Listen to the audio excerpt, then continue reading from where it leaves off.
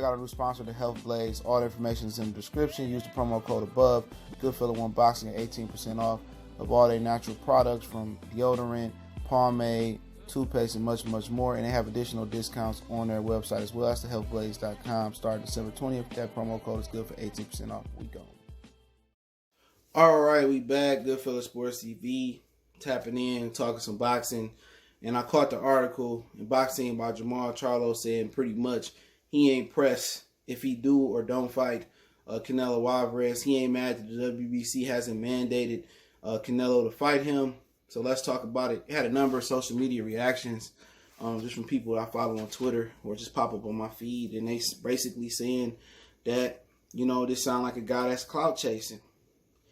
And if he is, he is. You know, my whole thought about it, you know, he says that his kids is healthy, his family good. I'm paraphrasing here. His money right. He said, you know, we'll handle the situation as it come. And that's all I need to know. If he ain't pressed about it, he ain't pressed about fighting Canelo, me as a fan, me as a Jermall Charlo fan, I'm not going to be pressed about it. But it does raise some questions on how bad he want to fight those type of guys. It could raise a question. Maybe he got a deal in place to fight Canelo already, so he just got to handle business versus Brandon Adams.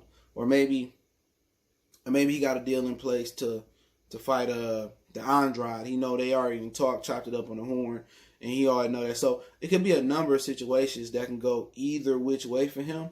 But if it's truly, and I'm just saying, if it's truly that he not pressed to fight about fighting Canelo, it is what it is. You know, then, you know, at the end of the day, I would be irate. I would be heated. All those adjectives, mad, angry, upset. I'll be in like ready to clap mode. You feel what I'm saying? But he not in that situation, man. He in a good place. And when you come from poverty, or you come from not having nothing, and now you riding around in a Phantom, Maybach, now you can buy what you want to buy. A lot of people in boxing to get rich. And getting rich is a pathway to getting wealthy. You know, and I was talking about that in the Meek video I did earlier about him becoming the co-owner of Liz. Shout out to Meek. And a lot of that situation is that boxing is a start, and for Meek, rap is a start. Now, what you do with your fame and your money you getting from each one, do you take it to the next level, invest into companies, invest into real estate, you know, use your fame to partner up and really level up like Rihanna did, and is worth almost $700 million, you know, just off her name. Why you hot? So, you know, boxing is a starting point. You're not going to be a billionaire just off boxing. That's what the numbers tell you. But you can be a billionaire from the start of boxing, from the start of rap, from the start of working out your garage and selling products like Amazon did and eBay did. It's a starting point. So, you know, for Charlo, you know, long as he making the proper investments, his money good, that's how he looking at it. A lot of these dudes come in boxing to make money. They don't come in boxing for to be a Hall of Famer. They don't come in boxing for legacy. That's the last thing on the totem pole now. And a lot of these niggas is Floyd Mayweather's children. And I don't mean that in a literal sense. I mean that, you know, how people looked up to Ali and everybody looked in. They looked before that, Jack Johnson, or Joe Louis, Jack Johnson, and so on. How everybody looked up to them. Floyd Mayweather has changed the path and the integrity these boxers got. It's no longer about the International Boxing Hall of Fame. When I got 30,000 belts out there, I could move up and get, you know, three or four belts like Adrian Broner did in 4 different divisions, and I'd be called a Hall of Famer. If Arturo Gotti can get in, I only got to fight 1 or 2 good opponents and beat them and maybe lose to the third, and I'm in. If Barry McGuinness got in, I ain't got to do that much. So when you look at the grand scheme of things, I ain't got to do that much. Legacy don't mean nothing. It don't. Because how many times you look back and say, oh, man, remember that Floyd fight was a classic? Never do. So when somebody just constantly in your face boosting, I got millions, nigga. Millions. That's what they want to be like. They get in boxing for money.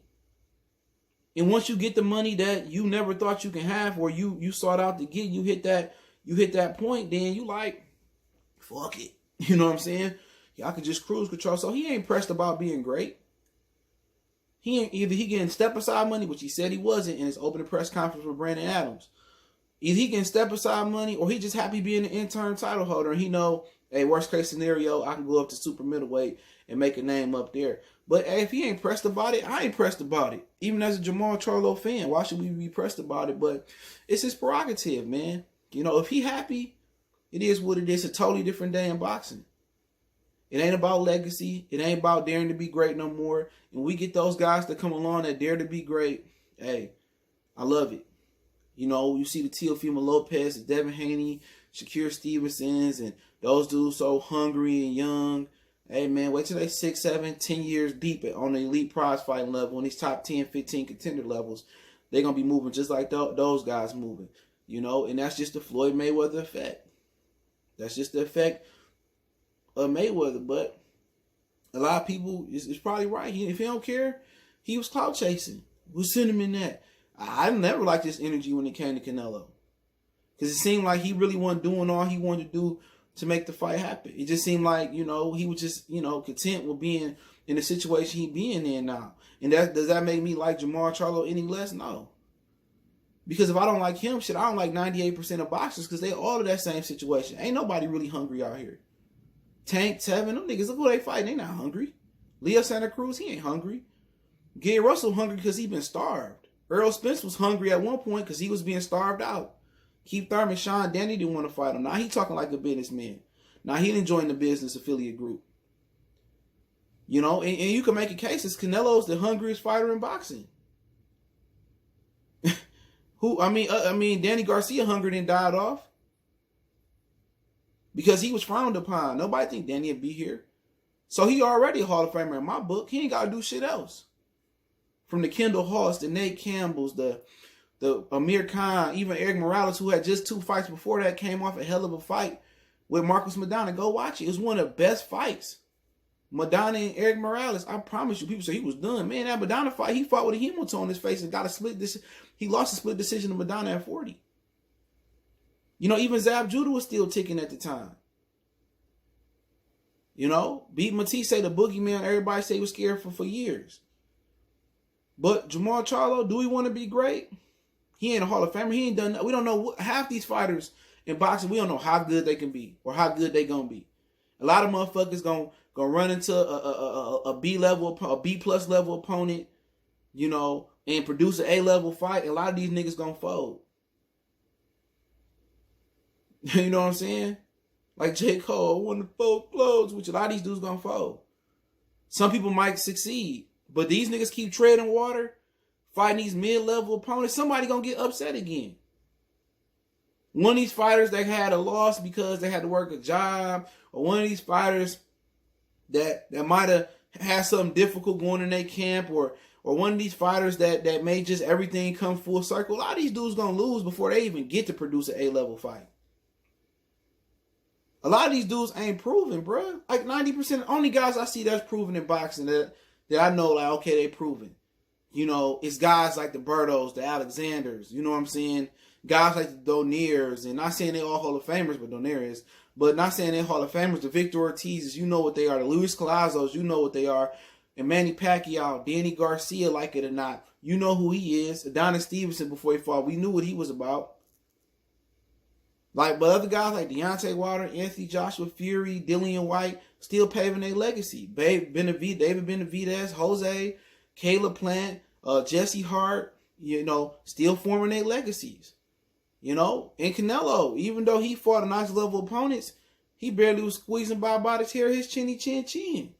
We still want to see if he can dominate a slick fighter like Andrade or Jermall Charlo, an athletic fighter like him. So he still got questions to answer. Jer Hurd, how you gonna bounce back? Question to answer. J-Rock, was it a fluke or is he here to stay? Jamil Charlo, Tony Harrison still got answers. Everybody at the welterweight division. Keith Thurman got the most solid resume outside of Pacquiao and Danny overall, but everybody still got questions to answer. So if Charlo is content with his career just being a non-Hall of Famer, a mid-level fighter, he will become a forgotten fighter if he don't step up and fight the level opponents he need to. But he ain't begging. He ain't Jodeci. Forever, my lady, it's like a dream. They showing that shit to kid. He ain't out here begging like Keith Thurman. Keith Sweater been, I want it, want it, want it, want it. He ain't begging like that. He ain't starving. And when you sleeping in silk sheets before you even establish yourself as a pound for pound contender, before you establish yourself as an elite a fighter of your era, or even a good fighter in your era, your hunger already gone. what you expect from him. So it is what it is. Appreciate everybody for tapping in. Goodfellas Sports TV. Don't forget me on Facebook, Instagram, Twitter. Reach out to the email if you have a business question, inquiry, sponsorship, video request. Keep sharing the videos. Don't forget to check out our sponsor, The Health Blaze, at thehealthblaze.com. Promo code GoodFella1Boxing. Get you 18% off the 100% all natural products. All the promo code, all that stuff in the description. One time for the one time we gone.